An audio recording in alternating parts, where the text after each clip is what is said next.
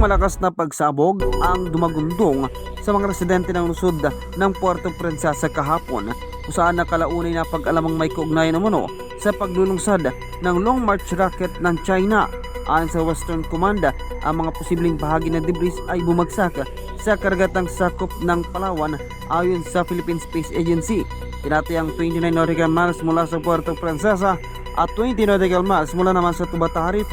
Dahil dito, nagbabala sila sa mga mangingisda na iwasan at huwag hawakan kung makakita man ng naturang debris.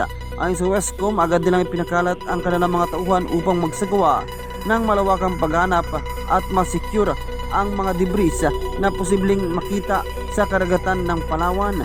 Nakipag-ugnayan na rin sila sa PhilSA, Philippine Coast Guard at mga lokal na pamahalaan sa Palawan para sa tuloy-tuloy monitoring kung maaaring din sa mga tabing dagat ang naturang debris. Tiniyak naman ng Wascom na walang agarang banta sa mga komunidad, subalit maigpit ang paalala sa publiko na huwag lapitan o hawakan ang anumang makikitang kahina-hinalang bagay sa dagat o dalampasigan dahil maaari itong maglalaman ng nakalalasong kemikal. Ako si Kenneth Maurice ng GMA Super Radio Palawan. Dapat totoo.